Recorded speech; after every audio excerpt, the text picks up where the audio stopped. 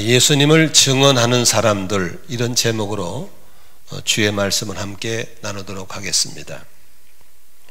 여러분, 사랑은 뭡니까? 사랑은 관심입니다. 사랑하면 보이고 사랑하면 느낄 수 있습니다. 우리가 하나님을 사랑한다라고 하는 것은 신앙생활의 가장 기본이죠. 십계명도 마찬가지죠. 하나님 사랑, 이웃 사랑이잖아요. 그렇다면 우리가 하나님을 사랑하는 것이 신앙의 전제라면 우리가 하나님의 관심을 아는 것이 중요한 줄로 믿습니다. 하나님은 우리를 향해서 무엇을 원하실까? 하나님의 관심은 바로 이 땅에 예수를 보내심으로 나타났습니다. 하나님이 세상을 이처럼 사랑하사 독생자를 주셨다 그랬습니다. 독생자 예수를 왜 주셨나요? 예수라는 말의 뜻이 바로 자기 백성을 저희 죄에서 구원할 자란, 구원자라는 뜻입니다. 예수를 보내신 건 저희들을 죄 짓고 지옥 가지 않도록 죄값을 치르게 하시고 우리를 구원하러 보내신 줄로 믿습니다. 그래서 요한복음 1장 12절에 그러나 그를 맞아들인 사람들, 곧 그 이름을 믿는 사람들에게는 하나님의 자녀가 되는 권세를 주셨다라고 말씀하셨습니다. 그러므로 하나님의 관심은 당신의 독생자 예수를 보내셔까지 우리를 구원하시려는 계획입니다. 아무도 지옥 가지 않고 다 구원받고 하나님 백성 되기 원하는 것이 하나님의 소원인 걸 믿으시길 바랍니다. 그런데 이 복음을 어렵게 만들어 놓으면 좀 지적 수준이 떨어진다든지 가방끈이 짧으면 천국 못 가잖아요. 그런데 복음은 누구라도 쉽게 듣고 깨달도록 단순화시켜놨어요. 그게 뭐냐면 예수 믿어라. 그러면 구원 받는답니다. 아멘이죠. 나만 장군이 문둥병 걸렸을 때 선지자가 문둥병 고치는 방법을 어렵게 만들었다 못 고치죠. 아주 간단하게 요단강에 가서 7번 씻어라. 그러면 낫는다입니다. 아멘. 예수 믿으려서 간단하게 예수 믿어라. 그럼 구원받는다. 바울과 실라가 복음을 전할 때 간수가 어떻게 하면 구원받습니까? 라고 물었을 때 대답했죠. 사도행전 16, 31절에 주 예수를 믿으시오. 그리하면 그대와 그대의 집안이 구원을 얻을 것입니다. 라고 했죠. 문자 안 뜨기로 작정했나 보죠. 그러니까 주 예수를 믿으면 너와 내 집이 구원을 얻는다라고 하셨어요. 믿으시면 아멘 하십니다. 그것이 복음이에요. 그런데 중요한 것은 그 예수를 믿으려면 들어야 될 거 아닙니까? 그렇죠. 근데 그 전하는 일을 누구를 시켰냐? 바로 우리를 통해 시킨 거예요. 아멘. 전하지 않으면 들을 수가 없고, 듣지 않으면 믿을 수가 없고, 믿지 않으면 부를 수가 없고, 부르지 않으면 구원을 못 받는 거예요. 전해야 되는 거예요. 그래서 전하는 일을 바로 먼저 믿은 우리에게, 먼저 구원받은 우리에게 맡기신 걸 믿으시기를 바랍니다. 아멘. 그래서 바울 사도는 틈만 나면 복음을 전했어요. 우리들 머릿속에는 아유 사도니까 목사니까 하는 것이지 뭐 저분은 뭐 사명자니 아니에요. 누구든지 예수 믿은 사람이라면 복음을 갖고 있다면 그걸 전해야 될 줄로 믿습니다. 아멘. 오늘 바울이 예수 그리스도를 전하는데 어떻게 그렇게 전하게 됐는가에 대해서 18장 5절에 보면은 개역성경에 이렇게 써 있습니다. 개역개정 성경 보겠습니다. 실라와 디모데가 마게도냐로부터 내려오며 바울이 하나님의 말씀에 붙잡혀, 합시다. 말씀에 붙잡혀. 하나님의 말씀에 붙잡혔다라고 썼어요. 그래서 유대인들에게 예수는 그리스도가 밝히 증언했다라고 써 있는 겁니다. 여기서 붙잡혀라는 단어에 좀 우리가 관심을 가지면 좋겠습니다. 붙잡혔다라는 말은 결합했다, 포위됐다라는 뜻이에요. 다시 말하면 바울은 하나님 말씀과 결합된 사람이라는 거예요. 결합된 사람. 다시 말하면 하나님의 강권적인 그 요청에 포위됐다라는 뜻입니다. 사람들은 누구나 뭔가에 붙잡혀 살아갑니다. 어떤 사람은 돈에 붙잡혔어요. 종일 돈만 묵상해. 일주일 내내 돈만 묵상해. 넣다 뺐다 돌리고 뺐다 뺐다 돌리고 막. 어떤 사람은 세상의 쾌락에 붙잡혀 있어요. 그래서 어떻게 하면 짜릿하게, 어떻게 하면 재미있게 살까? 맨 쾌락에, 향락에 붙잡혀 있죠. 어떤 사람은 술에 붙잡혀 있어요. 술 중독. 어떤 사람은 또 어떤 그 게임에 중독되어 있어요. 붙잡힌 사람이죠. 여러분은 지금 어디에 붙잡혀 있나요? 현대인들의 대부분은 돈에 붙잡혀 있습니다. 예배당 딱 나가면 돈입니다. 계속 통장에 넣다 뺐다 넣다 뺐다. 근다고 돈을 많이 번 것도 아니, 별로 많이 못 벌어. 근데 돈만 묵상하고 살아요. 바울은 언제나 하나님의 말씀에 붙잡혀 살았어요. 그 말씀이 자기를 강권하기 때문에 그 붙잡혀서 갔어요. 그래서 늘 그 하나님의 말씀이 자기를 강권하기 때문에, 하나님의 사랑이 강권하기 때문에 늘 하나님의 사랑에 붙잡혀서, 말씀 붙잡혀 사람들에게 영혼을 만나면 예수를 모르는 사람에게는 예수를 전하는 일에 힘썼던 걸 볼 수 있는 것이죠. 그런데 오늘 18장 5절에 보면은 좀 유심히 볼 게 또 하나 있습니다. 뭐죠? 지금 그 바울은 고린도에 먼저 왔어요. 왜 오냐면 도망원이라고, 피해온다고. 그러다 보니까 동역자들이 못 왔단 말이죠. 못 왔죠. 근데 이제 그 먼 거리를 몇 주 지나니까 왔어요. 누가 왔죠? 18장 5절에 실라와 디모데가 마게도냐에서 내려온 뒤로는 바울은 오직 말씀을 전하는 일에만 힘을 쓰고 오라 했어요. 다시 말하면 그 혼자 살면서 이런저런 잡다한 일이 많은데 그 동역자들이 그런 일을 맡아주기 때문에 이제 바울은 자기의 주특기, 주무기인 말씀 전하고 유대인들에게 그리스도를 변론하는 일에 더 주력하게 됐다고 하는 것입니다. 하나님 말씀을 전하는 데 있어서는 이렇게 돕는 동역자가 필요한 것입니다. 초대교회에서 보면은 교인들이 많아지다 보니까 사도들이 할 일이 여러 가지 생기면 막 구제도 해야 되고 밥도 대접해야 되고 할 일이 많아져서 사도들이 자기의 본업인 기도하는 일과 하나님 말씀 전하는 일을 소홀히 하게 되니까 어떤 제도를 만들죠?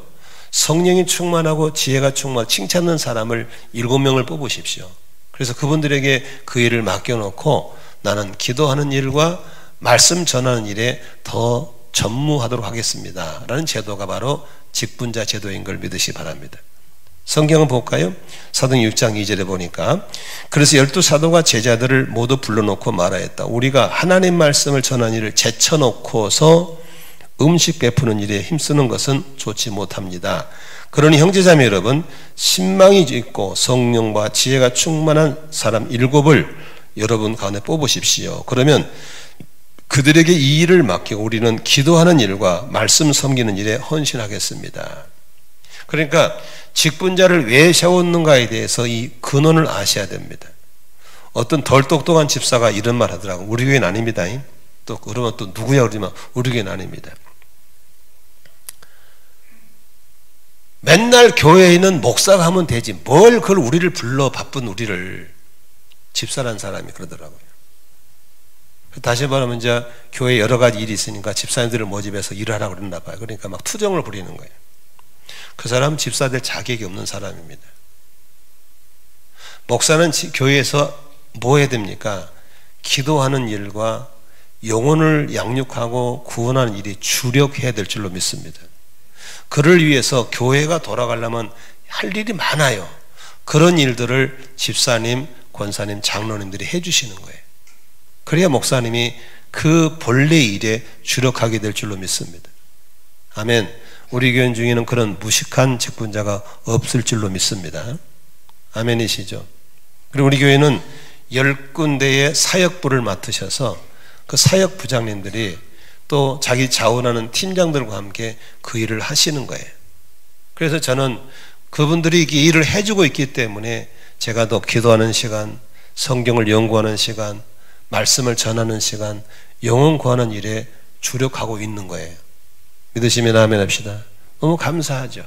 그래서 묵묵히 헌신하시는 우리 장로님들, 권사님, 집사님들이 그렇게 하시기 때문에 그런 거죠. 마찬가지로 목장도 마찬가지입니다. 목장도 목자, 목녀님들이 그 목원들을 케어하는 데 돌보면 주력하게 하도록 그 목장 식구들이 다 자기 역할을 하나씩 가져야 되는 거예요. 아무것도 안 숟가락만 들고 가서 숟가락도 안 가지고 가지 그냥 입만 갖고 어떤 요런 사람만 있는 목장은 목장이 발전하지 않습니다. 그래서 그 목장에서 목자, 목녀가 주력할 수 있도록 나는 이런 일을 다 목원들이 한 가지씩 자기의 잡을 갖는 것은 굉장히 중요한 거죠. 아멘. 가정교회 전도도 마찬가지. 가정교회는 전도 방법이 참 특이합니다. 전도가 분업화되어 있어요.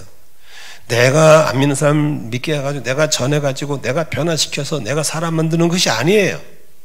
그렇게 되면 전도를 못해요. 뭐 하냐면 내 주변에 안 믿는 형제나 친구를 그 VIP, Very Important Person이라 해가지고 매우 중요한 사람을 여기는 거예요. 그 사람을 해서 계속 기도하고 섬기다가 그 사람의 목장 모임에 데려오는 것이 내가 할 일이에요. 데려오는 것만. 그 다음에 데려온 다음부터는 내 책임이 아니고 누가 목자, 목녀 책임이에요. 목자, 목녀가 하나님의 사랑으로 섬겨지고 들어지고 계속 하면서 목장에 정착시키는 것은 목자, 목녀와 다른 목원들이 같이 하는 거예요. 그래서 목장에 잘 정착된 사람을 구원받게 될 거 아닙니까? 내가 하는 게 아니에요. 그 전도는 내가 전문이야. 그 사람을 어떻게든 예수 영접 모임에 데려오는 것이 목자, 목녀와 목원들이 할 일이에요. 그러면 예수님은 안차만 논다면 누가 해요? 100% 제가 하는 거예요. 저는 수없이 사람들을 전도 낚아봤기 때문에 제가 이렇게 스물스물 차서 복음에서 영접시키는 거예요. 지난주에도 우리 호성 형제 28년 만에 한 번도 교회 가본 적 없는 사람인데 왔어요. 근데 케냐 목장 우리 섬김이들과 함께 앉아서 이렇게 도란 얘기하면서 사형리로 전했거든요. 그냥 그 분위기 속에서 선생님가 나 믿겠습니다. 영접하겠습니다. 그래? 고백해봐. 그냥 영접해서 거기서 구원받고 할렐루야. 구원하신 점검하고 그리고 구원받고 뭐 복잡 아니면 또 도망가 버려. 얼른 세례 받게 해야 돼. 그래서 다음 주에 이제 세례식 받게 하고 아멘. 그 다음부터는 이제 목자와 목녀와 목원들과 나랑 같이 연합을 해서 그 사람이 성장하도록 확신의 삶이나 행복의 길이나 생명의 삶이나 데리고 와서 너 들어가 그게 아니고 또 같이 앉아서 공부하는 거예요. 목자 목녀. 그러니까 어떤 목자 목녀는 막 생명의 삶 여러 번 했어. 왜? 같이 키우다 보니까. 믿으시면 아멘 합시다. 그래서 이 가정교회에서는 한 영혼이 구원받아서 예수의 제자가 되도록 분업화되어 있기 때문에 전도가 잘 되는 거예요. 아멘. 이번에도 성일 형제가 직장에서 2살 많은 형한테 형 우리 교회 가자고. 그래서 호성이 따라왔어. 와보니까 처음에는 얼마나 어색했겠어. 그죠? 교회를 안 나온 사람 왔으니. 오니까 막 목자가 막 목원들이 막 그냥 흐물흐물하게 막 서비스 웃어주고 친절하게 해주니까 막 호성이가 막 해롱해롱 해가지고 와 막 요런 데도 있냐 막 너무 좋은 거야. 너무 좋은 거야. 그래가지고 계속 해롱해롱 하다가 그냥 예수님한테 온 거예요. 왔더니 막 42년 동안 베테랑 목사가 앉아가지고 쫙 복음을 싹 전하니까 홀랑 넘어가는 거죠. 뭐. 그죠? 그 예수 믿게 되고 세례받게 되고. 근데 세상에 예수 영접한 지 며칠 한 사람이 새벽기도 나왔더라니까. 몇십 년 믿는 아무 계시는 뻗어서 주무시는데 명문 가면 되겠다면 어떻게 하겠어? 할렐루야. 싹수가 보이더라고. 어? 우리 영현자매 세상에 엊그제 세례받은 애가 지금 생명의 삶 공부해요. 얼마나 진리를 파고 들어간지 몰라요. 지금 작정기도도 하고 있고요. 아 재밌어요. 나는 이런 손끝맛 때문에 목회하는 게 얼마나 재밌는지 몰라요. 이렇게 가정교회 전도는 분업화되어 있어요. 아멘이시죠? 그러니까 그냥 VIP만 데리고 와 목장으로. 어떻게든 목자 목녀는 어떻게든 안 떠나가도록 그냥 또 해주고 그리고 예수님에게 데리고 와. 예수님 내가 또 열심히 전도. 그래서 매달마다 예수 영접 모임 하는 거예요. 아멘이시죠? 또 6월 달도 예약돼 있어요. 또 어제 또 지난주 제후 한 명 데리고 왔더만 또. 하여간 우간다가 우우하다 가는 거예요. 그냥 아무튼 우리 목장들마다 이렇게 영혼군 일어나기를 주의 이름으로 축원합니다. 아멘. 우리 건지영 성도님도 세상에 10년 동안은 아내 따라 교회를 다녔는데 아직 세례를 못 받으셨대요. 그래서 글로벌 다음 달에는 글로벌이 세례를 들지 않겠나는 그런 기대감이 있습니다. 아멘. 정말 우리가 이렇게 분업화 말씀에 붙잡혀서 전도하지만 그 일에 주력하도록 돕는 이가 있어야 될 줄로 믿습니다. 믿으시면 아멘 하십시다. 근데 이렇게 복음을 전할 때는요, 한 가지 기억할 것은 반드시 저항 세력이 있습니다. 여러분, 천천히 가면 바람이 쳐야 쳐. 시대에는 바람이 확 저항이 오듯이, 차가 천천히 가면 달리면 저항이 오듯이, 복음을 전하면 저항이 오게 돼 있어요. 복음은 빛이기 때문에 강하게 강하면 강할수록 어둠은 강하게 저항이 오게 돼 있는 걸 믿으시 바랍니다. 바울이 유대 사람들을 전도하다 보니까 유대 사람들이 막 강하게 반대하는 거예요. 얼마나 6절 보십시오. 유대 사람들이 반대하고 비방함으로 여러분, 영적 전쟁 중에서 최전방이 어디냐면 영혼군입니다. 아멘이시죠? 그 마귀가 자기 백성 안 뺏기려고요 발악을 하는 것이 바로 영적 전쟁 최전방이에요. 그러니까 전도하는 사람들은 영적 전쟁을 몰라요. 영혼을 구원한 사람이 아는 거예요. 그래서 예수를 전한, 우리 교회처럼 막 원색적인 복음을 전하는 거에는 항상 기도가 많아야 돼요. 그냥 좋은 일, 사회운동하고 이런 교회는 마귀가 별로 활동도 안 해. 우리 같은 이런 교회는 마귀들이 항상 살벌해요. 그래서 늘 깨어서 기도해야 될 줄로 믿습니다.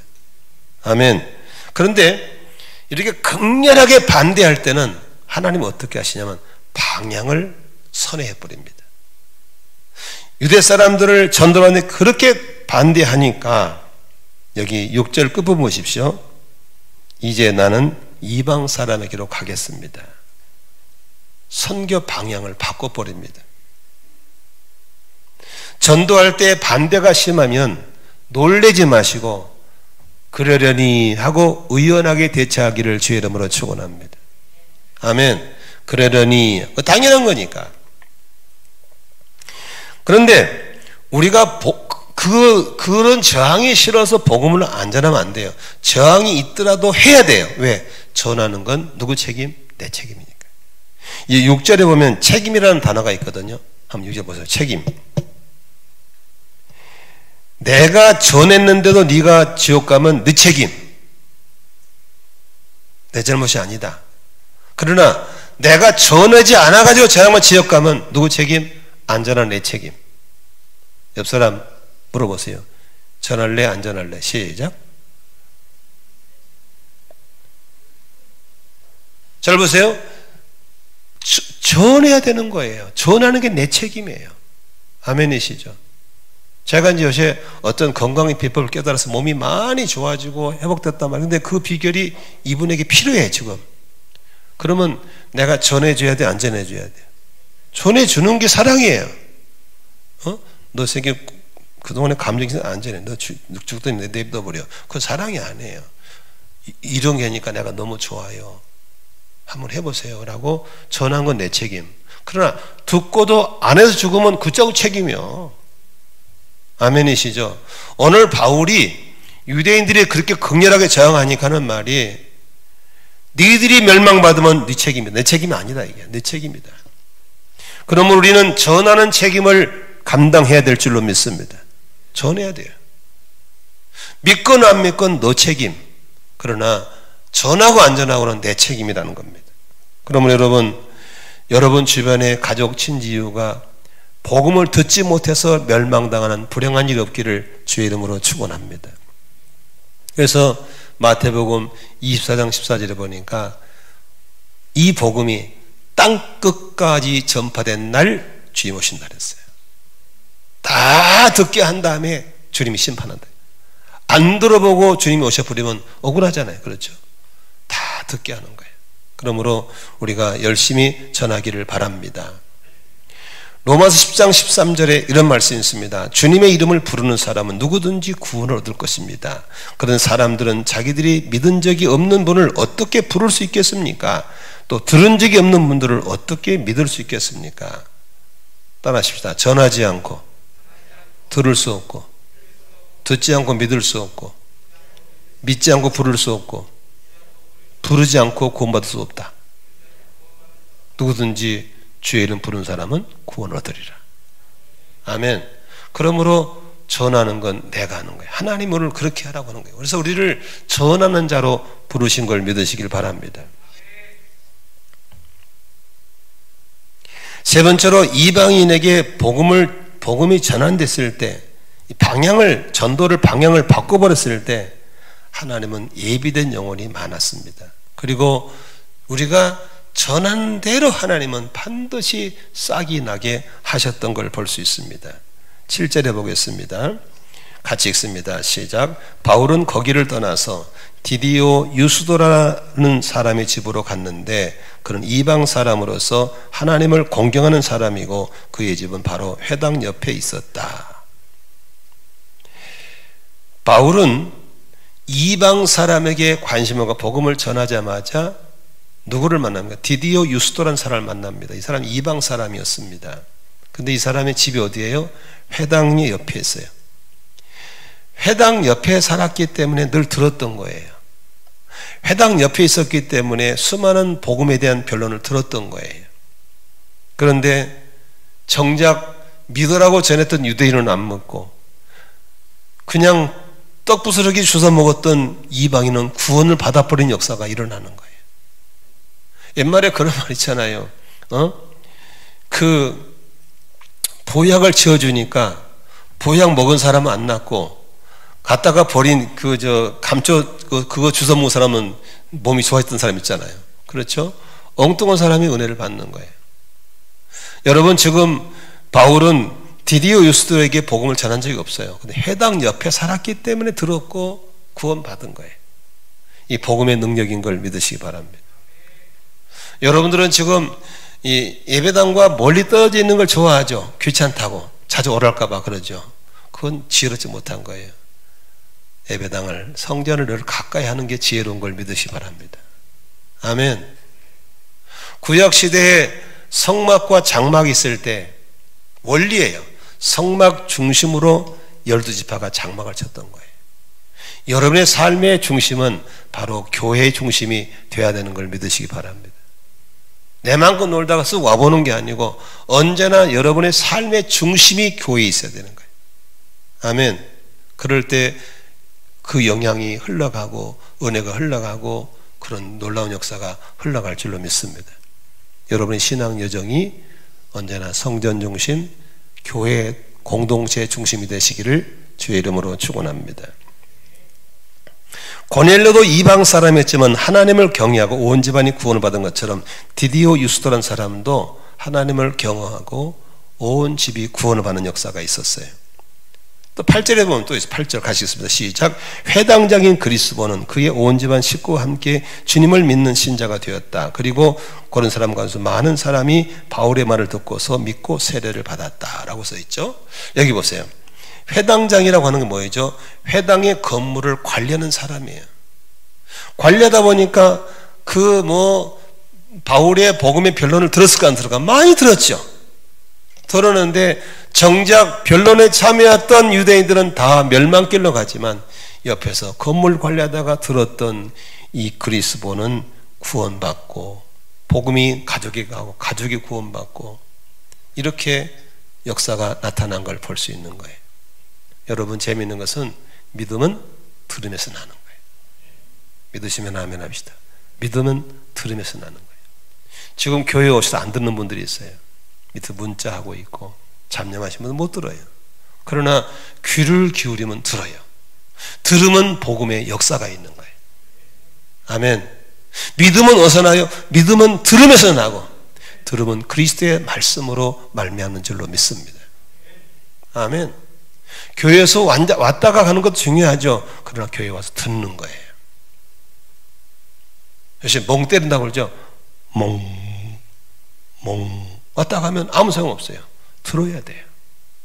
들으면 그 말씀이 밭에 떨어져서 30배, 60배, 100배 결실을 맺을 줄로 믿습니다. 유대인들은 직격탄을 줬는데도 딱딱한 마음밭이 되기 때문에 아무리 들려도 다 성질을 내고 이거 멸망길로 가는데, 옆에 회당 옆에 살았던 디디오유스도는, 회당장으로도 그리스보는 바로 듣고 구원받고 믿으시면 아멘 하십시오. 제가 이제 산 밑에 자주 가잖아요. 태안에. 네, 가면 요새 이제 밭에 고구마 심어놓고 밭 주변 정리하는데 참나무를 좀 많이 잘라내고 있어요. 참나무 잘라내고 참나무 막 곳곳에 자라나는 거예요. 그래서 내가 소나무는 잘 안 자라, 왜 참나무 이렇게 많이 자랄까를 봤는데 알고 보니까 새가 도토리 먹고 있잖아요. 이 도토리 먹고 다니면서 이렇게 씨를 떨어뜨리고 다니는 가운데다. 그러니까 참나무는 사람이 심어서 난 게 아니고 새가 씨를 뿌리니까 나는 거예요. 소나무는 사람이 심어야 나는데, 그러니까 온 산에 참나무가 되게 도토리만큼 많아요. 도토리를 누가 심은다고요? 새가 씨를 뿌리는 거예요. 그리고 재미있는 것도 다람쥐가 있잖아요. 다람쥐가 갔다가 양식을 준비한다고 땅에다 묻어둔다네. 묻어 이 멍청한 놈이 어디다 묻은지 모두 잊어버린대요. 그가 더 싸게 나는 거예요. 그래서 이 참나무가 많은 이유가 다람쥐가 심어놓고 새가 심어놔서 자란다는 거예요. 다시 말하면 씨는 뿌려놓으면 반드시 싹이 나게 돼 있어요. 복음의 씨를 뿌리기를 주의 이름으로 축원합니다. 복음의 씨를 뿌려야 돼. 그래서 갈라디아서 6장 9절에 그런 말씀이 있어요. 선한 일을 하다가 낙심하지 맙시다. 지쳐 넘어지지 않으면 때가 이를 때에 거두게 될 것입니다. 고린도서 3장 6절 한번 읽어볼까요? 3장 6절 7절 보면 이런 말씀이 있어요. 나는 심고 아볼로는 물을 주었습니다. 그러나 하나님께서 자라게 하셨습니다. 그러므로 심는 사람이나 물 주는 사람은 아무것도 아니요 자라게 하시는 분은 하나님이십니다. 심는 사람과 물 주는 사람은 하나이며 그들은 각각 수고한 것만큼 자기의 싹을 받을 것입니다. 믿으시면 아멘 합시다. 어때요? 심고 싶죠? 제가 이제 고구마를 심는다고 그러니까 참 많이 많아. 목사님들 중에서 목사님 심지 마세요. 심어봤자 그거 보나마나 멧돼지가 다 먹어버립니다. 어느 사람은 심읍시다. 그래도 심어봅시다. 그래 내가 그랬어요. 심자. 왜? 멧돼지도 먹고 우리도 같이 먹게. 심어놓으면 그래도 멧돼지가 양심껏 그래도 우리 먹고 놔주지 않겠나. 그래서 지난주에 6고랑을 심어놨어요. 그래서 한 5,000개 정도, 5,000개 되겠죠. 한 몇천 개 심어놨어요. 그래서 이제 기도해야죠. 고라니야 먹지 말아라, 멧돼지야 다른 데로 들어가라 하면서. 중요한 것은 이 흙하고 있으면서 배우는 것은 심은 대로 거두는 겁니다. 아멘이시죠? 다람쥐가 심어놓은 거 참나무가 나고 새들이 뿌리는 거 나와요. 반드시 나게 되어 있습니다. 그러므로 여러분 친구들이 당장에 호성이처럼 금방 밀고 들어오면 좋겠어요. 그렇죠? 그렇지 않는다 하더라도 전하는 거예요. 있습니다. 같이 청원하자. 아멘. 하나님을 사랑하셔. 계속 심어지면 싹이 떨어져서 때가 되면 열매를 거두게 될 줄로 믿습니다. 중요한 것은 누구는 심고 물을 줬다. 그걸 자라나게 하신 분은 하나님이신데 중요한 것은 8절에 있잖아요. 각각 수고한 것만큼 자기의 싹을 받을 것입니다. 그랬어요. 그러므로 여러분의 한 영혼을 구원받도록 기도하는 일, 전도하는 일, 더 섬기려고 애쓰는 일 하나님이 다 보시고 우리 목자, 목녀님들, 전도자들 애쓰고 수고한 만큼 상 주실 줄로 믿으시면 아멘 하십시다. 아멘. 마지막 생각해 볼 수 있는 것은 이렇게 복음을 전하면 반드시 여러분이 그토록 사모하고 좋아하시는 성령님이 함께 하시고 도와주십니다. 왜냐하면 성령님은 예수를 증거하는 영이시거든요. 그래서 성령님은 누구를 좋아하느냐면 예수를 전하는 일에 힘쓰면 좋아하세요. 바로 역사하세요. 왜 그러냐면 증거영이기 때문에 그렇습니다. 오늘 9절 10절 볼까요? 바울이 그렇게 영혼권에 힘쓸 때 9절 10절에 주님이 어떻게 나타나는가 같이 읽습니다. 시작. 그런데 어느 날 밤에 환상 가운데 주님께서 바울에게 말씀하셨다. 무서워하지 말아라. 잠자고 있지 말고 끊임없이 말하여라. 내가 너와 함께 있으니 아무도 너에게 손을 대어 해하지 못할 것이다. 이 도시에는 나의 백성이 많다. 할렐루야. 보세요. 막 누구는 죽이려고 덤벼들고 칼 들고 덤벼들고 몽둥이도 덤벼드는데 주님이 오신 말씀이 야 걱정하지 마라. 누구도 너 손못대게 지켜줄 거야. 겁내지 마라. 잠잠히 하지 말고 계속 복음을 전하라고. 누가 그러겠다고? 성령님이 환상을 통해서 위로하고 격려하고 담대함을 주신 걸 믿으시기를 바랍니다. 아멘. 그러므로 성령을 경험하기 원하면 전도해야 돼요. 성령 충만한 전도 현장에 있는 거예요. 기적은 전도 현장에 있는 것이지 우리끼리 먹고 마시는 데 있는 게 아닌 걸 믿으시 바랍니다. 한 영혼을 전도해 보려고 애쓰면 성령님은 항상 함께 계실 걸 믿으시 바랍니다. 사도행 1장 8절에 보니까 그러나 성령이 너희에게 내리시면 너희는 권능을 능력을 받고 예루살렘과 온 유대와 사마리아 그리고 마침내 땅끝에까지 이르러 내 증인이 될 것이다. 내 증인이 누구입니까? 예수의 증인. 바로 성령을 받으면 예수 증인이 되는 것이고 예수의 증인이 되면 성령님이 함께할 걸 믿으시기 바랍니다. 고린도서 12장 3절 보시면 여러분들이 이 구절을 좀 볼 필요가 있습니다. 고린도서 12장 3절에 같이 읽을까요? 그러므로 나는 여러분에게 알려드립니다. 하나님의 영으로 말하는 사람은 아무도 예수는 저주를 받아라 하고 말할 수 없고 또 성령을 힘입지 않고서는 아무도 예수는 주님이시다 하고 말할 수 없는 겁니다. 다시 말하면 형제가 지난주에 예수를 주로 영접하겠습니다 라고 했다는 것은 똑똑해서가 아니라 내가 잘 전해서가 아니라 성령님의 역사한 걸 믿으시면 아멘 하십시다. 아멘. 바로 그거죠. 성령님이 역사하신 거죠. 성령님이 그렇게 하신 것을 볼 수 있는 것이죠. 아멘.